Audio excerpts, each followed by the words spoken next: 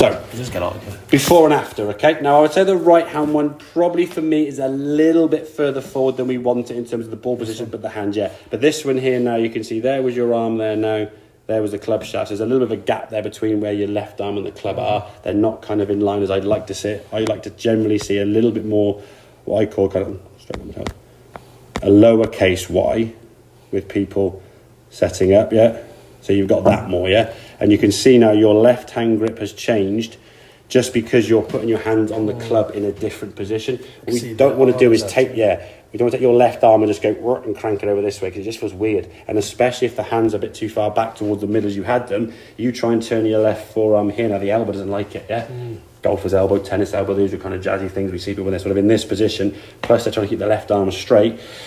Good luck with that one. Then your arms go, where do my arms go? I can't get out my own way, yeah? So getting the arms forward in this position here now, which I think we said to you before, kind of resembles where you'd be if you kind of sort of hit a tennis shot, that with a forehand shot, or you're going to chop a tree with an axe. You want to get your head behind the golf ball and your hands in front. So that's kind of like bookends the golf ball, yeah, at setup, yeah? Obviously through impact there now, your body's going to shift a little bit this way. Your head's still going to stay behind the ball for the most part, okay? So as you get to the top of the backswing here now, you can see there's a bit of spine angle lean this way, okay? So you're turning behind the ball nicely. Now as you come back in the golf ball, there's your impact, just before contact there. Head's behind the ball, hands are nicely in front, and now your arms can cleanly and freely release through the target. Finish on your left side, okay? This one here now with your setup as you went back, okay? For me, it was a little bit of a tilt, and all that knees kind of collapsing a little bit more than you wanted to. And then when you come back to the golf way now, you're going to come back to a pretty good impact. That's before impact there. So the next frame after is going to be where the ball's gone, but your hands are probably going to be somewhere over here at impact. So if they started off there in the middle and they moved there, what's the club going to do? The club's going to be open now. So now you're going to give it an open club face, and then you're going to try and fix that by doing other things, by scooping, flicking, and whatever it may be, okay? So the setup for me is going to be key. And it gives you a good baseline to start from, yeah? So when you set to a golf ball now for you, it's going to be just in front of a mirror, just practicing getting into that kind of lowercase y setup. You feel your left hand now, what was I say, chopping a tree down with an axe, you're going to be more to the right of the club. This palm feels a bit more that way rather than where you were here, yeah? So you've got your head gone back an inch or two, your hands have gone forward an inch or two, which gives that massive extreme change. But when you look at it on the camera there now, you go, well, actually my head's about an inch behind the golf ball, yeah? You feel when you first did that your head was back here somewhere, yeah? You're really tipped. So your low point initially was going to be a bit different, obviously, because it's a different spot. But just generally speaking now, you can see your, I say you said your right elbow there's obviously a lot better position. It's folded out. You're in this one now. It gives you a chance now to release the club properly without you trying to use one of those three things that we said that people try and do when they slice it. Roll the arm over, flick it from the back foot, come outside the line or whatever it may be, yeah? Okay. So if you can get the club in a stronger position, now you just swing normally, yeah? And to be fair, like I said, the swing you've got, there's a decent functional move there. You get good rotation to the top of the backswing. Club face at the top of the backswing is nice and strong. For me, it's a good, strong position. We can then come back to the golf ball. Hands now nicely in front, impact there, okay? Twisting through to a good finish position, yeah?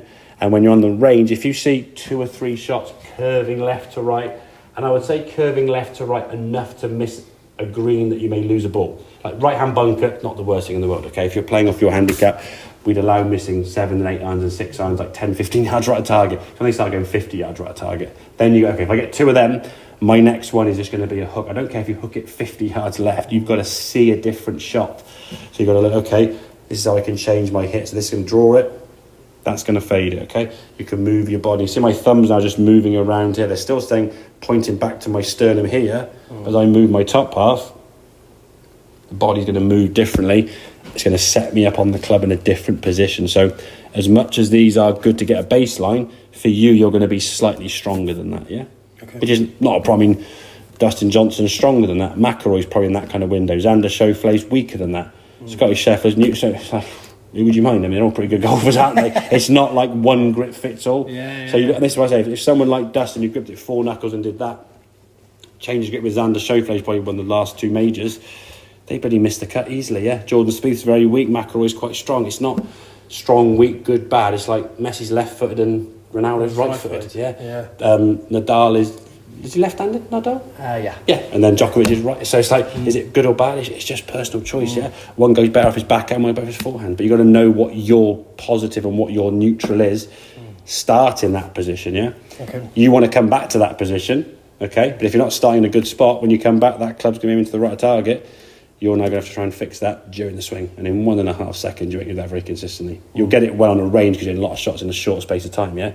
The repetition of a driving range is like 60, 70 balls in 20 minutes. Hit, drag, hit, drag, hit, drag, hit, drag. And you've got these little micro adjustments you can make. Ball starts going straight, like, yeah, got it. Then you're on the golf course 4 days later. What was that thing in again? Oh, was it going to the right? Okay, and then you start to change it. Okay, make sense? Yeah. No. Excellent, good stuff.